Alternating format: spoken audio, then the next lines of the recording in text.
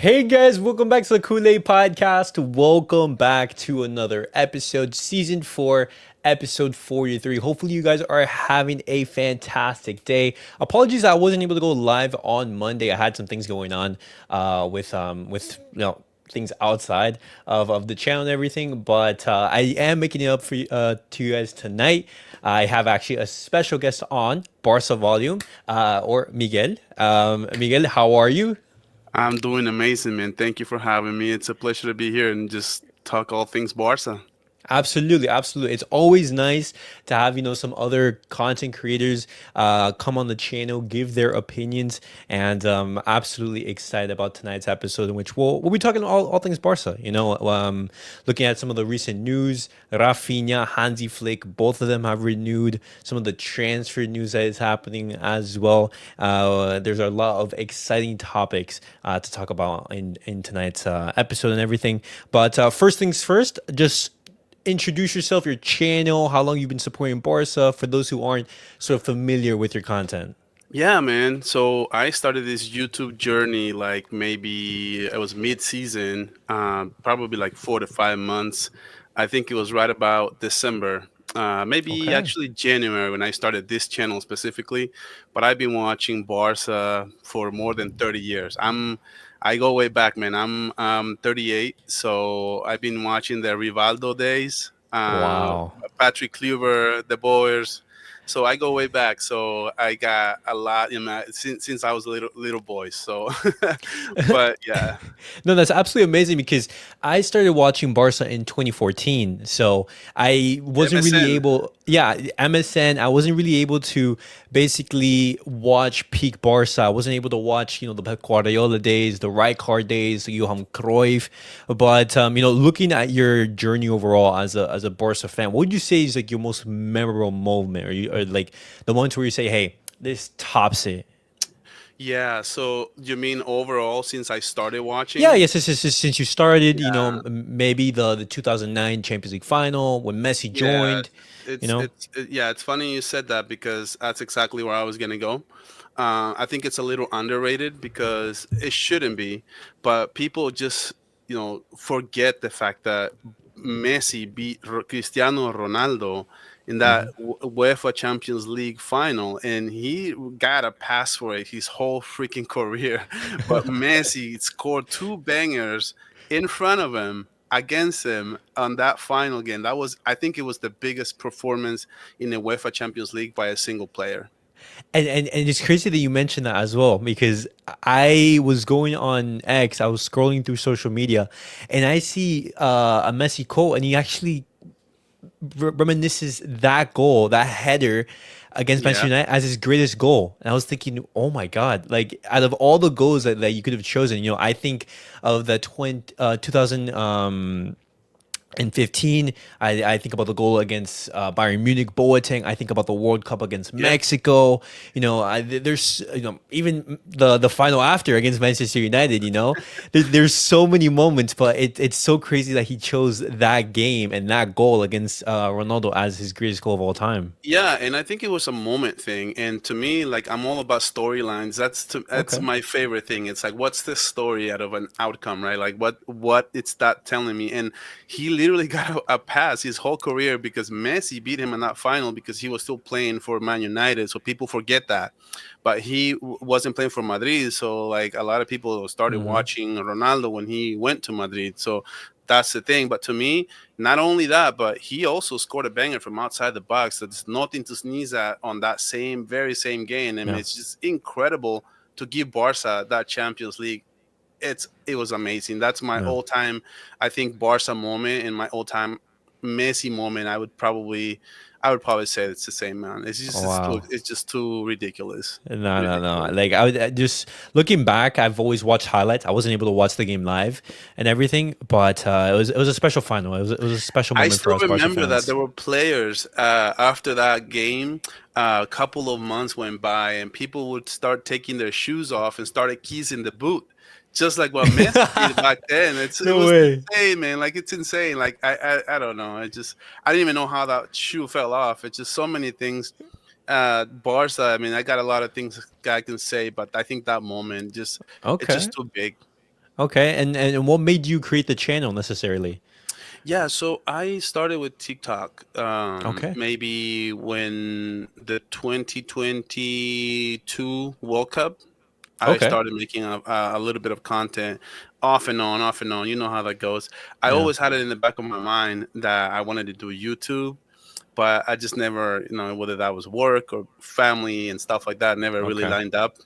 And I was just like, man, the hell with it. I'm just gonna go start it. I been wanting to do this for a long, long time, Yeah. and just thought I should try it out. And it's been pretty good so far. I can't complain. As long as you get a few people that are coming in, you get.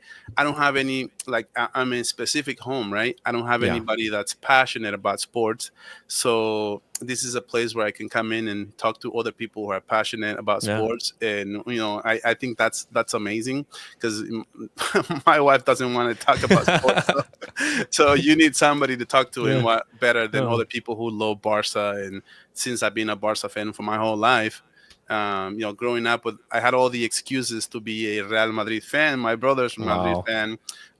My uncle and people who I grew up with were all Madridistas. And at the end of the day, I'm like, I love Barca. I just love the colors. I love the players at that time, and Oh wow. No, because that's crazy because if your entire family, if your entire environment is all like Madrid fans, they support Madrid, it's actually crazy that you supported Barcelona and everything because yeah. one of the reasons why I fell in love with the club was mainly because Messi, because like my family is from Mhm. Argentina, Yep. and I started watching football in the 2014 World Cup, and going into the season I was thinking, oh, like Messi's absolutely amazing. Obviously, Mhm. you heard it before, thinking like this world class player. But I go and I see, hey, what club does he play for? I see Barcelona. I tune in, and that's when I start falling in love with the club, the way they play.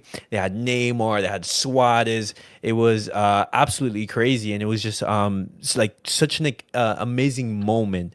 Mhm. And that's how I fell in love with the club. But speaking about you, it's crazy that you started supporting Barca when you like so many people Yeah, support I Madrid. literally had like my best friend was also a Barca fan, so that was a little bit of an influence. But dude, like I'm telling you, like most of the people around me, they're all Madrid fans, and it just Uh-huh. this big rivalry because I'm from El Salvador, and the sport in El Salvador is not good. So everybody just watches, Europe, and everybody wants to say I'm either a Barca fan or Madrid fan. There's no in between.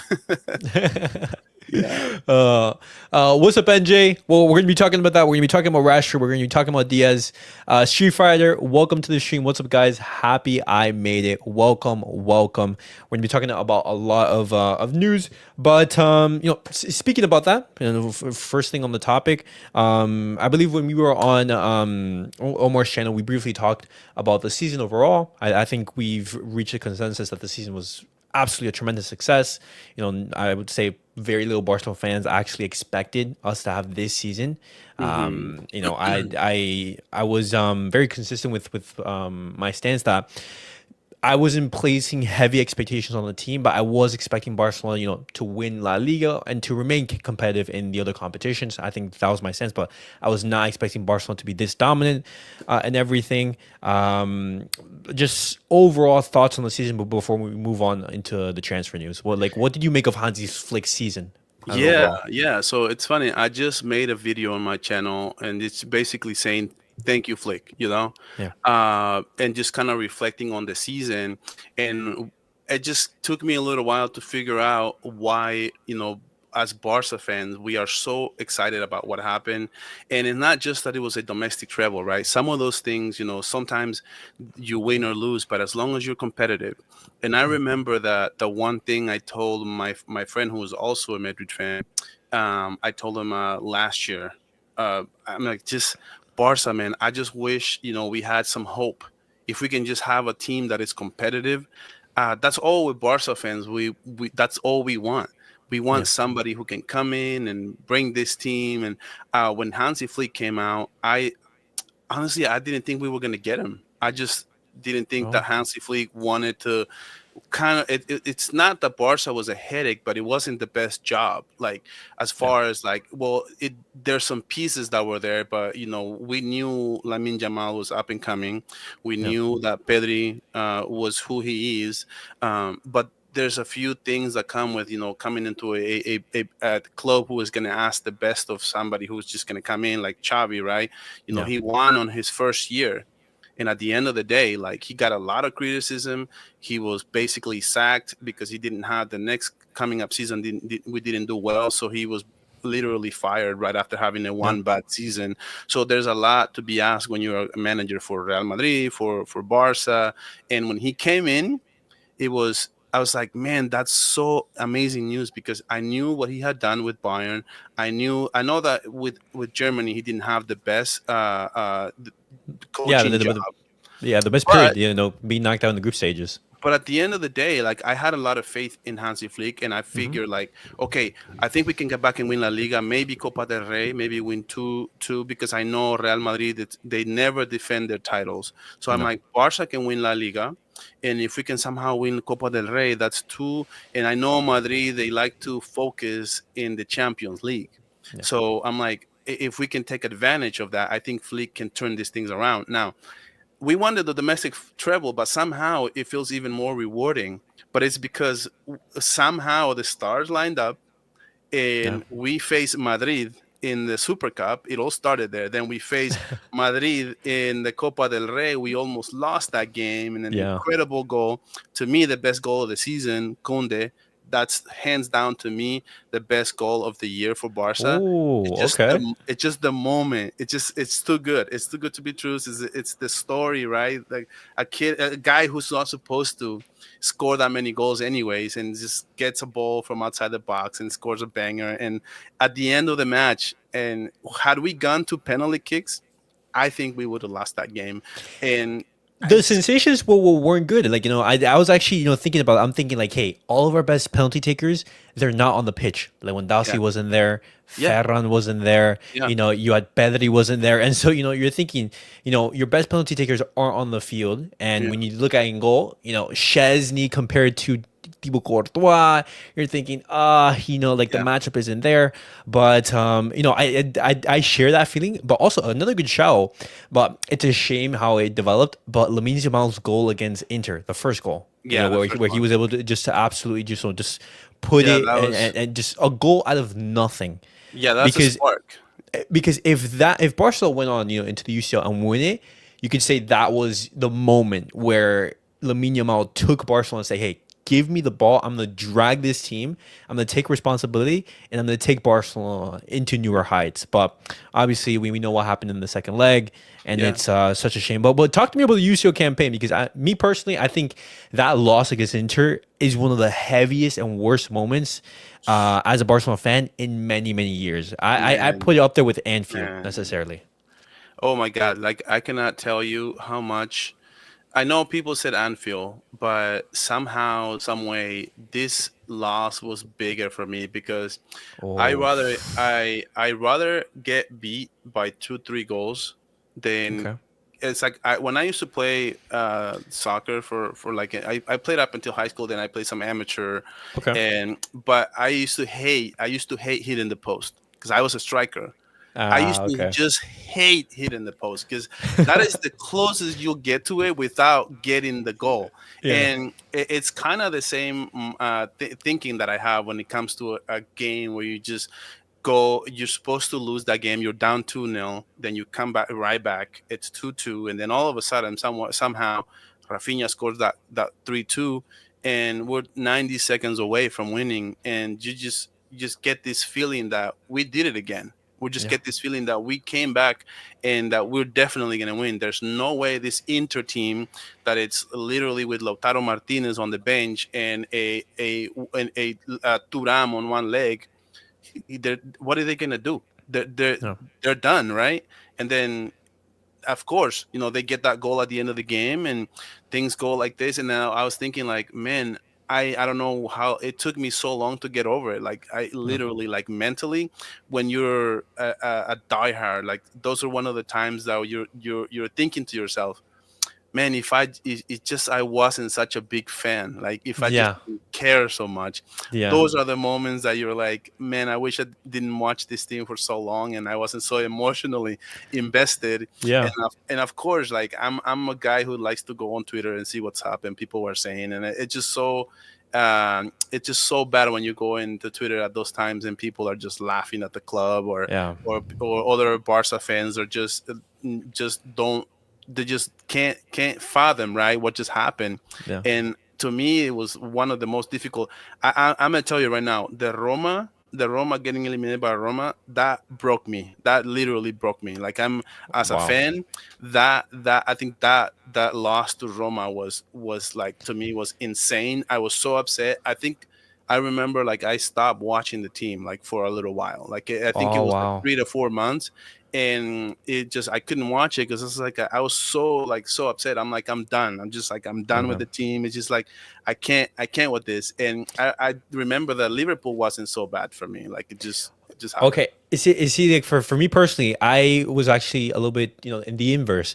The Roma loss, I was thinking, like I was angry, I was upset, I was like frustrated. And I was thinking, hey, this is against Roma. You I, you have Messi, Suarez. I remember, the goals that they scored on us, the penalty from Deco, the first goal as well. You think the header, you're thinking, okay, they go on, they win by away goals.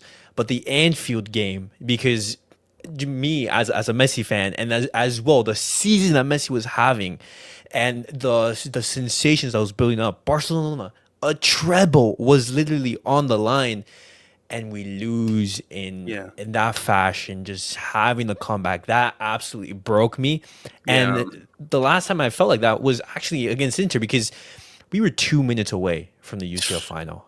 Two Dude, minutes I still away. think about it, man. I still think about it. 2 minutes away. The sensation of, because when I think about it, and we're gonna be talking about, next season, we're gonna be talking about, so the transfer plans that are going on. But me, right after the match, I'm thinking, when is Barcelona going to be in this position again, where all the stars are aligning? All the That stars are was a aligning. big, Raphinha is having a historic season, matching CR7's goal contributions. Lamine Yamal, Barcelona coming back no matter yeah, what. Everything is going for you. You beat yeah, Madrid 4 times in a season. You're scoring goals for fun, and you go out in that manner. It's not embarrassing. It's not humiliating, but it's a sense of heartbreak. We're just thinking, you had it. You yeah, had it right there. If this is literally any other game, Barcelona close that out. They close that out, and we're in the UCL final. And yeah, a Cherby. When you look yeah. at the goal that we can see, the equalizer. There's only one guy in that box that Dumfries is putting that cross into, and it's just that loss. It Yeah, hurt. It that hurt. was a big missed opportunity, but in general, Barcelona has missed a lot of opportunities. This is Yeah. not the first time where Barca is literally the best team out of everybody left and couldn't win the Champions League. Yeah. There's a couple of years where with Messi that Yeah. we literally could, it was there to be had. This is one season where Madrid is not playing great. This is Hmm. one season where you can, it's there to be had, man. It just, people don't realize how hard it is to get back. People don't realize how Yeah. hard it is to get back into this spot where you're in the UEFA Champions League final, and it begs the question, like, maybe had we gotten eliminated, like in the semifinals of the Copa del Rey, right? Yeah. We have an extra week to prepare for this game, or we don't have that game kind of hovering around us, in the fact that we're trying to win everything, and at the end of the day, you don't win the most important trophy. You can't just let these trophies go right by the Yeah. wayside. You want to compete, and every time you can, Yeah. but I was just thinking, like, maybe had we gotten eliminated, maybe that would have opened up, just an extra rest for Pedri, who got tired at the end of the game, and Yeah. we can have him. So that was an issue as well. So things that could have gone differently, and we don't know. Like, next year, we could have a better team, but it could also have a lot, better competition as well. So the Champions League, when you can get it, you need to go for it, because take a look at Man City. They dominated for 5 years, an amazing team. They were just incredible, Yeah. every facet of the game, defense, mid, offense, everything. They only won one Champions League, man. That's Yeah. it. Yeah, no, the Champions League is super, super hard to win, because you need so many things going in your favor. It's a competition that decided by such fine Mhm. margins that it's it's why it's one of the hardest competitions to win, and Barcelona being so close is just that was heartbreaking. But after that loss, and you sit down, you think about it. The season overall was absolutely a tremendous success, and looking ahead, the future is super super positive and optimistic. You have a super young core, very talented as well. Joan Laporta at the Yeah. helm, even though he's had his faults, he's been able to rebuild the club. We're going to be going back to the Spotify camp now, and potential transfers coming in, and so like I want to segue this conversation and focus towards next season because we know what Barcelona did this season, tremendous success and everything. Yeah. We want that UCL. And so looking towards next season, how do you think this Barcelona team is going to perform? And like, where do you see the squad needing reinforcements necessarily? Because in an ideal situation, if Barca had money, I'd say there's three positions that we spend big money on necessarily. How do you view next season? Yeah. So I don't know about you, man, but I am so excited already for next season. That is Yeah. how good this team is right now. Like I Yeah. can't wait to watch. And you don't get as excited, right, for this weekend because the game's already Yeah. like the league is already done and Yeah. players are gonna be in rotation and you who knows who's gonna play that game. You don't even know. And like I'm already like it's so sad that we can't play the Club World Cup because we are Yeah. the best team right now. If we're not the best team, we're one or we're second to PSG probably, or maybe third if people want to argue that Inter beat Barca. We're Yeah. still there within the top three, and the fact that we can't play that tournament, it just really sucks. But now it brings the question, and now we can move on into next season. I'm so excited. The only thing that can stop us, I think, is just the front office. It's just like when you hear news breaking and they want to go after Luis Diaz and at the kind of price tag that Liverpool's going to want to sell it. When there's other positions, in my opinion, where we should be focusing in on, like Deco. He said he doesn't know about goalkeeping. Like, to Yeah. me, those are the things that I don't want to hear. And this came after like an interview that I thought he did a good job. Like he talked really well about Araujo. He talked really well about Raphinha, all the players. And they done a tremendous job. The Deco front office and Laporta have done a great job of re-signing what we already have to keep what we have and not lose, players like Raphinha, right? So, and then resign players like Pedri and the whole, La Masia core. We have done a Yeah. great job, and we're so hopeful for that. But when it comes to the transfer market, I feel like that's kind of an Achilles heel for this team and Yeah. overpaying for players and the Liverpool thing. Those are things that don't make me as excited. But as far as next season, dude, I want to get a good goalkeeper, man. Like it's Yes. so important. You have people have no idea like how important that is. Like having a player like Donnarumma, right? And it's things that go so unnoticed. I saw a video of in training when people were like talking about Luis Enrique being on a forklift or being on a boom lift Yeah. Yeah. In so the high up. top. Yeah. But people were talking about that. But what I noticed is that there was 3 shots on goal, really close to to Donnarumma, and he stopped all 3 of them. Yeah. And I'm like, dude, that's just training. Like, no, that was unintentional. Somebody wasn't recording Donnarumma, so they weren't recording a specific Yeah. moment, right? So in that video, I noticed that Donnarumma made 3 saves from like literally 6 feet out. Like it was just so close. It's just that's how good he is. So when Yeah. you have a goalkeeper that's world class, that's so valuable for your team and can literally like bail you out of Yeah. important Win you dangerous games. situations. Yeah, win Win you you games. games. Yeah. And as good as PSG has been, they wouldn't be here without him. And that goes to show you how much do you need to make a deep run in the Champions League or to win the Champions League. So And what are your thoughts necessarily on the goalkeeper situation? Because I first want to know your opinion on Ter Stegen. I'm gonna share mine, but I think Ter Stegen has been one of the best goalkeepers in the world for Barcelona.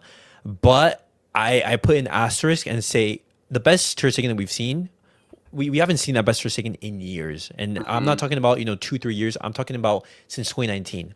yeah, Since 2019, I was thinking ship him out. Ship him out. The goals that you conceded, as you were mentioning, to win the Champions League and win these big trophies, you need a clutch keeper. You need a keeper who can save you matches. You think of Liverpool, Yeah. you think of Alisson. You think of Inter, Sommer, the performance that he Sommer. had against Barcelona. You think of PSG, you think about Mhm. Donnarumma. You think about Madrid, you think about Thibaut Courtois. You think about Yeah. that final against Liverpool. Look at that performance from Thibaut Courtois. If Thibaut Courtois is not in goal, Madrid don't win that.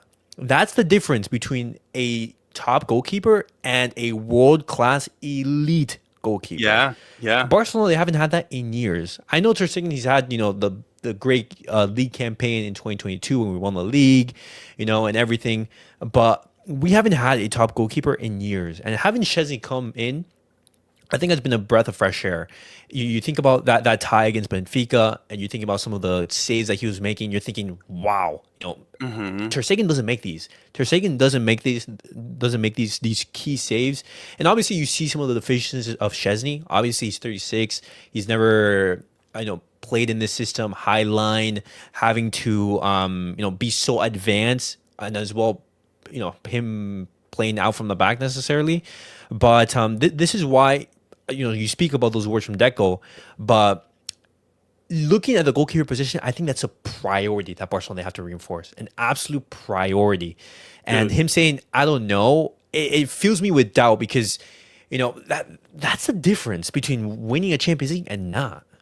Yeah, I don't know goalkeepers. I haven't looked at goalkeeper. That I mean, it's foreign directors should never say that. It just it doesn't do you any good. Like it makes you Yeah, look stupid. Like so to me, like I saw a stat bomb put a stat out on Twitter, and the amount of saves that John Garcia compared to even like a player like Ter Stegen, yeah, it's insane. Like the difference in like agility, the speed, and just how many saves and how many on their feet and things like that. It's just so different. And positioning, like people don't realize how important positioning is for a goalkeeper on every single situation, because you can be the best, the tallest goalkeeper, but if your position is terrible, you're not yeah, going to be in position to make a save. And one of the things that people never talked about the performance from Sommer was his positioning. He was yeah, in every time he had a shot, he was in position to make that save on a yeah, specific shot. Twice on Lamine Jamal, had he been like maybe half an inch to the right, he doesn't get those fingertips on that last yeah, one, that Lamine Jamal, and that it's all it takes. You being in a great position to yeah. stop that play. And I think that's where we need a player like John Garcia. I don't Uh, think any of the current squad goalkeepers right now, they're not going to be good in one-on-ones, and that is like for me, that's the number one thing that you'll okay. need right now for a style of play that Hansi Flick wants to do, which is a high line. High Yeah. line brings a lot of danger as well, and those one-on-ones are going to be vital. So we need a keeper who can be well in those areas. And it's all going to be dependent on whether Chesney stays or whether he leaves. It's simple as that. Barcelona, they're identifying areas in the squad and they're thinking, hey, we have Ter Stegen, we have Chesney, we have enough, and we'd rather invest, let's say, necessarily in the left winger. But if Chesney leaves and you have Ter Stegen there, knee injuries, back injuries, and everything. He had surgeries for those and everything. Obviously, the number one goalkeeper being mentioned is Joan Garcia after the season he's had. But Leon Roman from Mallorca, another good shout and everything. Diego Martinez on a free. That's an outsider chance necessarily. But is there a goalkeeper that you're thinking, hey, this is going to be the my number one replacement? Yeah, so I watched Divo Martinez a lot, and I think he's a terrible fit for Barca, just because Okay. he's what he does best is we already have. So like I think he's not great on one-on-ones from what I've seen on his feet. He's not well on the ball either. So just a few things to me. Like I've seen a lot of goalkeepers that are better. I think the best fit is hands down John Garcia for Okay. everything that he knows how to do. And to me, honestly, it's bad as a front office that we are basing the fact that whether Chesney retires or not, whether we go after a goalkeeper, because Yeah. that should be a no-brainer. And I'm so done with Ter Stegen, man. Like I'm literally like I've been really patient, and I'm always a believer, and I believe in second chances, right? We always want to give players the benefit of the doubt, and even with Araujo, I have the same issues. Like, dude, I try to give him the benefit of the doubt and say maybe he'll play better. Hansi Flick, he knows how to revive players and stuff like that. But at some point, man, you just got to see like this player's not working. And to me, honestly, Ter Stegen should go. I think we need to have Chesney as just as a sub, coming maybe play for the Copa del Rey. If it was up to me, I definitely would do John Garcia and then have Chesney as a second goalkeeper. But the fact that Barca, it's saying if Chesney stays, we're staying with Chesney as a number one. It goes to show you they don't want to improve and to have the best team available. I don't think it starts with Chesney. But I also think it's like it's a matter of let's just say prioritizing the funds, because we're not in the situation where hey, we can dish out huge amounts of money necessarily. And looking at the areas, I think it's pretty obvious that one of the areas that we're super weak is out there on the left wing. Obviously, if Barcelona had the funds, now that I speak about it, I think whether Espanyol stay up, I think is going to be play a big key, because his release clause, instead of paying 30 million, you'll be paying 15. That's a huge market opportunity, in my opinion. Paying 15 million euros for Joan Garcia, I think, is a steal. Yeah, Even if Ter Stegen stays and if Chesney stays, I'm paying that 15 mil. I'm paying that 15 mil. I'm thinking, hey, let's take a look. Let's take a look at him. Let's take a gamble and let's see what he can do with us and give competition to both of these keepers. And in regards to Chesney, no better way to bow out. Winning a domestic treble, coming out of retirement, absolutely fantastic. Just go off flying into the sunset necessarily. Yeah. But moving on and talking about what a lot of people are, I would say, split on, is that left wing position, because some people huge fans of Nico Williams, some people are not. Some people like Luis Diaz. You're thinking about Deco. He's a big fan of Luis Diaz. Some people don't like him. But what are your thoughts in regards to that front line? Because we are going to need necessarily additions. We are going to need firepower. If Lamine Yamal is injured, if Raphinha isn't able to have the same output, how do you look at that front line and think, hey, in regards to these transfer news, what are you thinking about them? Yeah, no. For one, I mean, the whole Luis Diaz thing. I don't hate Luis Diaz. I think he's a great player. I think he would fit Barca. By the way, I think Luis Diaz will fit this team perfectly. He knows how to pressure. That's something that Hansi Flick loves. But in my opinion, I think it's a little disrespectful on Raphinha as well that we're trying to bring in a big name on the left wing, because we just re-signed Raphinha. So what are we trying to say? Like, what are we trying to do? To me, we just need to. I think it's. I don't know if all these rumors are true. Obviously, we cannot take them for truth, right? For facts. But what we do need, and what I think that the team needs, is just to add depth.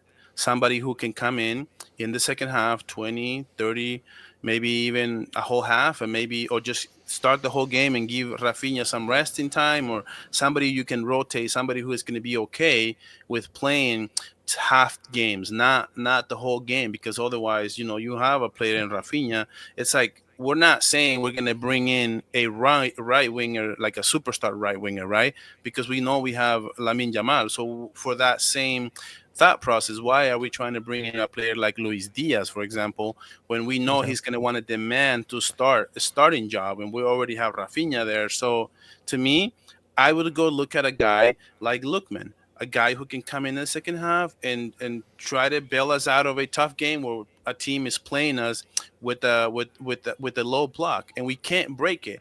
That's when we saw Raphinha kind of struggling against teams who played us with a lot of defense. That's when you can get a player like Lookman, somebody who can try to break, move some defenders around and things like that. And to me, I think we're just overthinking it. I don't think this squad needs a lot of big name players. I think it's a season to not be sexy on the transfer market. I think it's a season to just get a few pieces that are going to be good. if it was up to me, I would move away from Lewandowski. I know it's a hot take for a lot of Barca fans, and people get really worked up about it. But to me, I don't think we're going to get the same amount of goals that we got from Lewandowski next season.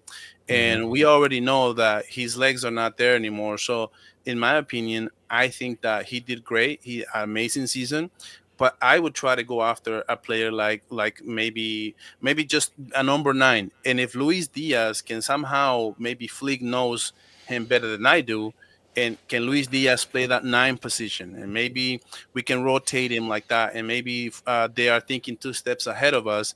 And in that instance, I'm okay with Luis Diaz coming in. If we're gonna try to rotate the number 9, sometimes he's gonna Okay. play with Raphinha, or sometimes we're gonna put Raphinha at the number 10 and put Luis Yeah. Diaz there, and kind of move the pieces around. So to me, I think we don't need to get a big name. I just need to have that.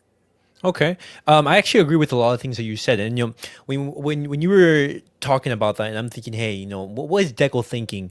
And I think Luis Diaz will actually be a great fit as well. He's a Yeah. very similar profile to that of Rafinha.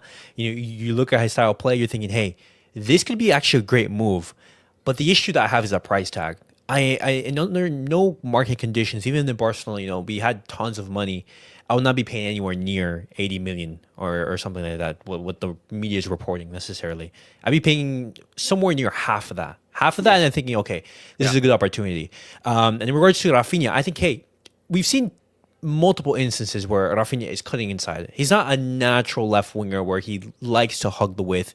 He likes to, be a Lamine Yamal where he likes to go 1v1 and Hmm. necessarily go at the defender. He likes to run into space. He likes to drift inside and everything. And so if Balde isn't there, you need someone on the left who can offer the same as Lamine Yamal on the right. And so if Rafinha cuts inside and, we've seen Danny Olmo's availability, it's, he touch and go, touch and go. You do need Hmm. someone who can offer that 1v1. And so, hey, if Luis Diaz is a market option, but he's offering 80 million, I do not No, go that's after him. no. I do not go after him. If he's worth half of that, that's where I decided. But you also have Nico Williams in there, which he's had an inconsistent season. He's had a dip in form, but he's very similar to, very close to the players of Barcelona. Very close friends with everyone. Yeah. He's a good market opportunity, 58 million euros. But as you said, Lookman, an even better market opportunity. A player for what, 30 million? You can bring him in. Had an absolutely fantastic season with Atalanta. Bring him in there. Another player to come off of the bench. Yeah. And in regards to Lewandowski, I agree with you. I think Barcelona, they should be looking for a long-term replacement. I think that there's going to be a dip in form. There's going to be a drought, I would say. In certain periods of the season where we're going to need those goals coming from somewhere. But the issue is, and I think Barcelona know this, is that there aren't funds. And even if there were funds, what striker out in the market would you say, hey, it's worth paying 80, 100 million euros for? There's only two, in Holland. Julian Alvarez and Haaland, and both of them would be Barcelona breaking the bank, which we don't have. Yeah. Yeah. It's simple as that. No, yeah, and to me, honestly, I at that price tag for Luis Diaz, I draw the line at 50. Like if we're getting at 60, I'm still thinking that we're overpaying for him.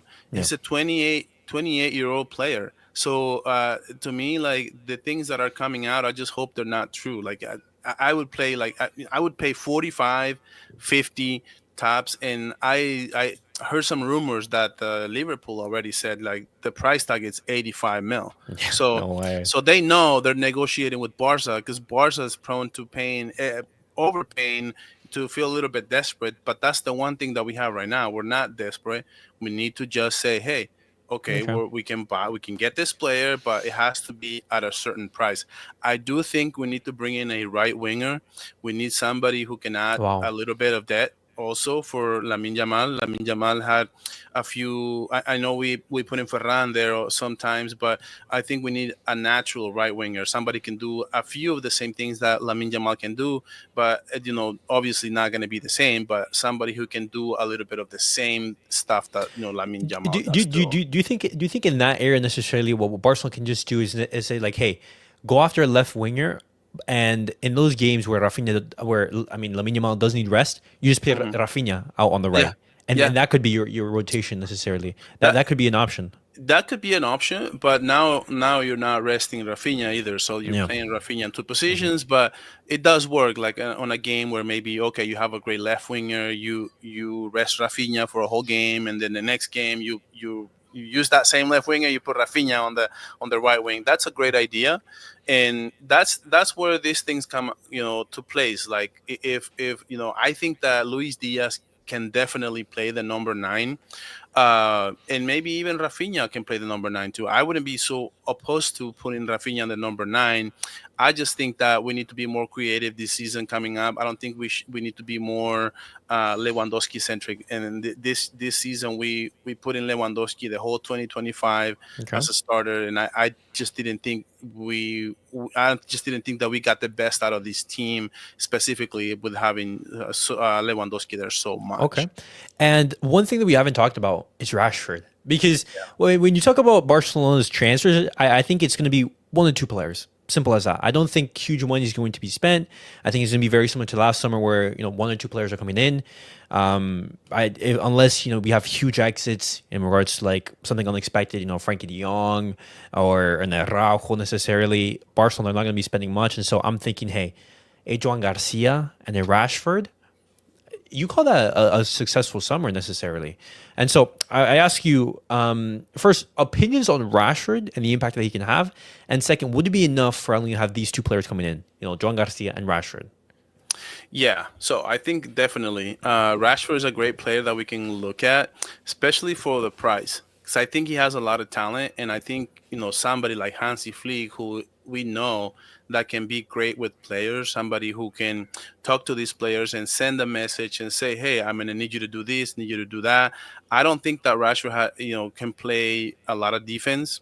That's where Hansi Flick has to see whether he wants to bring him or not. Because I know he's not going to be pressing a lot. He's not going to play a lot of defense. So those are two things that Luis Diaz will give you, and that's why I'm saying like if Luis Diaz comes in at the right price, that's a better option for Barca than a Rashford would be. But talent wise and the ceiling, then I think that Rashford's higher. Even though we lose a little bit on defense, what we can get on offense is significantly better than what Luis Diaz is going to give you. So Okay. I think that let's say for instance that if we can get Rashford for like 30 mil, 35, I think that's a great deal. I think that's a And do very you think it's going to be a transfer fee? Because all the reports that I'm hearing right now is that it's going to be a loan. It's going to be a loan, sort of similar to yeah. that of what Joao Felix was. And if it doesn't work out, then Barcelona just send him back to Man U. And especially looking at how Man U are right now, they're going to be wanting to offload assets. They're going to be wanting to bring Yeah. in, income, generate sales, and Rashford's wages at Man United, they weren't low, and so Yeah. that's going to be a player who I would say a lot of Man U fans just basically say, hey, you know what, write it off, just Yeah. get him out, and try to find a sale Yeah, necessarily. this transfer market for Barca should just be. It depends on the price, right? Because Yeah. a lot of these options are great, but it just depends on the price. Like I said, Luis Diaz, and now if Rashford comes in at a additional cost, and I heard two things. I heard that he wants to go to a team who is going to be a long-term option for him, and then I've heard that what you just said, that he wants to go on loan, which is interesting. Like, why do they want to go send him on a loan and not just look for a team to that can just keep him for for good, like 2 3 years? And to me, I would say if Barca wants to get him, I think even on a loan, it's not the worst idea in the world, because we don't have to commit to it. We just Yeah. we can bring him in and see what he can do. Like I said, I don't know if he fits the type of profile for Hansi Flick. I don't know if he's going to be okay with that. From what I know, is Hansi Flick likes to play high pressing and likes the likes players to play defense. So I think that Hansi Flick Okay. may say, I don't know about Rashford, but we'll see. Like I said, maybe Hansi Flick will say, well, 25 mil or 30 mil, yeah, I'll take it. Okay. Just Okay. depends. It's all interesting offers in the market. As you said, the price is going to be very, very important. I think as soon as the transfer window opens, when you see offers coming in, which it's going to be hard to sell because after the Hmm. season that Barcelona they just had, and some of these players being at Barcelona for so many years, and thinking, hey, Yeah. Barcelona's finally doing well. Why would I want to leave when we're winning trophies? Hmm. They're going to want to stay, and so it makes it difficult to generate sales and everything. And in regards to the summer, one or two players coming in. Rashford, I think he could be a great option, low cost, play as a striker. If not, play out on the left. Necessarily. I believe in Hansi Flick, and I like taking a bet on a player Yeah, who you say, hey, a lot of people were doubting and everything. He got that injury in Aston Villa, but he was actually playing well and everything. And it gives me sort of like the Anthony vibes, where a player who a lot of people yeah, are counting yeah. out. Who Mm-hmm. knows what can happen? Yeah. Tons of upside potential. If I'm Deco, I'm going to Liverpool and say, you know what? We already decided we're going with Rashford. We're gonna give you an offer. If you take it or leave it, and just No, say 45 to 50. Say, okay, you know what? 45 to 50, take it or leave it. And we already decided we're going with Rashford because Rashford's a much cheaper option. We can get him on a loan. It's so flexible. We can get him for good. We can get him on a loan, and we can get him for way cheaper. And honestly, what Rashford's going to give you offensively is going to be better than what Luis Diaz is going to give you. So to me, it's like, why are we overpaying for Luis Diaz? That was why I made a video on this and just kind of losing my mind, because I'm like, I shouldn't be reading that Deco number yeah, one priority is yeah, Luis Diaz, a player on the market who is $85 million. yeah. We can get three players for that we need. We need John Garcia. We can Oh, get John Garcia even at 30 mil. We can get Rashford. We can get Lookman. We can get three players for that price. yeah. Or maybe we can get a right winger. Or maybe we can get a left back, something like that. And it's just, Okay. it loses my mind, man. Just losing my mind. It's just Um. front office is always has been just the yeah. Achilles heel. Yeah, because like I'm looking at like on the post on social media, and tons of people are saying, like, hey, Tebas, put rules, put regulations, stop Barcelona, like do Yeah, anything possible to stop Barcelona making these transfers, because one of our weaknesses is like, yeah, we're great with La Masia, or we have extraordinary players coming through, but when we yeah, have money, we do yeah. not use it in the best Yeah, ways. it's We like do. I think Neil tweeted this and said listening to the rumors for Barca already on Luis Diaz for 85 mil makes me miss the days when we're broke. Yeah. It's so literal. Like, it's just like it Hmm. shouldn't be this way. We should always take our time. We don't need to go and get no one right now, especially a left winger. We don't need to break no rumors. We don't need to break no things like that. Like, we just be quiet for until the end of the season, like it just, No. and start thinking of the transfers later. Like, Okay. it just makes no sense. No, I see that. But rounding off the episode, I think we've talked about a wide range of topics. Looking towards next season, what do you say is the one thing that you're going to be looking out for, or that you're going to be keeping an eye on? Is it Lamine Yamal? Is it going to be a potential incoming transfer, a La Masia Academy player coming through? What do you think? Yeah, so for me, I know Lamine Jamal, obviously, the way that he closed the year, it was just incredible. The Yeah, last 2 months for Lamine Jamal put him from, like, I think it was like fourth or fifth on the Ballon d'Or yeah, to number one. yeah. That is the kind of season that he ended up with. So, and to me, it's like, man, I'm so eager to see what next season is going to bring for Lamine Yamal, and to see if he can start off where he left off this season. That is Hmm. just going to be nuts, man. That is going to be messy levels of consistency. Like, Yeah. I'm just going to say it right now. But with that being said, I believe it or not, for me next season, what I'm most excited about is to see if Fermin Lopez can take that next step. Because, Oh. man, I just what I can see him coming in the second half of games for Dani Olmo, and you can see that he's closing in the year much better than Dani Olmo. And Dani Olmo is supposed to be the clinical, supposed to be the more technical, but in the electricity, that energy that he brings to the squad in Yeah. the second half, can you imagine getting the last couple? I think he closed out the game with 2 goals in the Yeah. last 3 games, and it should have been 3 for 3. It's contagious. It's contagious. That Yeah, feeling that he transmitted to the yeah, team and because everything. the goal in Real Madrid got taken away, which shouldn't have been taken away. So that would have been 3 goals in the last 3 games, and that's the thing with Fermin Lopez. I'm like, put the ball inside the 3 posts. That's all you gotta do, because he can hit the ball really hard. Like, Yeah. he has got so much power. He's Yeah. got so much power on it, and I think his ceiling is really high, but he's just inconsistent. And that's the thing for Okay. me next season. If we can have a high level Dani Olmo and a high level Fermin Lopez, I think it's just a game changer for the squad, man. Okay.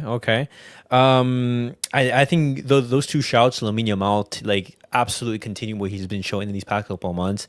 He Yeah. could absolutely transform, the way that we see football and necessarily Barcelona, especially if this does come true and he wears that number 10. Oh my God, yeah. He would literally be an icon of football Perfect. at that point. The Yeah. face of football necessarily. But I'm looking forward to a player who we did see at the start of the season, but unfortunately did get injured, and that's Marc Bernal. I think Oh my Marc God. Bernal, what we've seen in preseason, I'm thinking this is the Busquets air. We've seen Mhm. how important it is to have a pivot, and I'm looking at that base of midfield with Pedri and Marc Bernal. I'm thinking Barcelona, they could be set here because as much as Frankie De Jong, I think he's been great. I think Marc Bernal can give you something completely different. I think he can give you something that Frankie De Jong can't and necessarily, and that's the player that I want to see. I want to see him involved with the team and everything. Of course, they're saying he's gonna be back for preseason and everything, which is gonna be fantastic.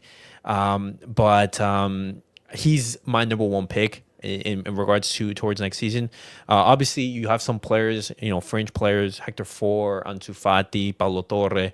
But I think most of these players are going to be players who are going to be leaving the club, either on loan or Mhm. permanent sales. But I think the season is optimistic. Optimistic. Us as Barcelona fans, I think we're going Mhm. to be in for a very good ride here under Hansi Flick, and looking at how he renewed his contract, well, there's so much to be happy about. Of course, man. No, there's Yeah. so much. There's so many stories. There's so many things that I can say for this team. Like I was a big content creator. I don't know if I don't want to say his name because I can't exactly remember if he said it or not. But somebody made a tiers list for Barca players, and they said whether they were going to go on loan or they were going to go, Uh-huh. or it was a keep or sell. And they said loan Mark Bernal, and I'm like, what? What are we talking? Ma- What? Lon Marc What? Bernal. Did you watch him at the beginning of the season before he got injured? Like he was incredible. Like Yeah. you don't want to send him on a loan. You want to keep him here. You want to Yeah. keep developing him and see what Hansi Flick can do with him this season coming up. Taking no loans. There's no loans, my friend. Let's keep the current squad. Uh-huh. Especially, I would say maybe if we want to send Gerard Martin on a loan, I can agree with that. But not Mark Bernal. We want to see what Bernal can do, and also Casado. Can Casado step up next season? That's also something exciting for Yeah. next season as well. There's so No, many things, man. exactly. There's so many things to be excited about, and I hate that Barcelona are not going to be able to play in that Club World Cup because I want to see this team. I I want to see know, this dude. team. I want to see this team, but it's going to be an exciting summer. You're going to see lots of transfer news being talked about, lots of things happening in the world of Barca. But guys, that was it for the episode. Hopefully, you guys did enjoy. I will be posting this on Spotify and Apple Podcasts. So if you do prefer to listen to the episodes on those platforms, feel free. Miguel, Barca Volume, everything's gonna be posted down below in the description, guys. Go make sure to check out his channel, Barca content there as well. Miguel, thank you for coming on. Absolutely great having you. And guys, as always, make sure to like, subscribe, and comment. And see you guys all in the next video. Peace out, guys.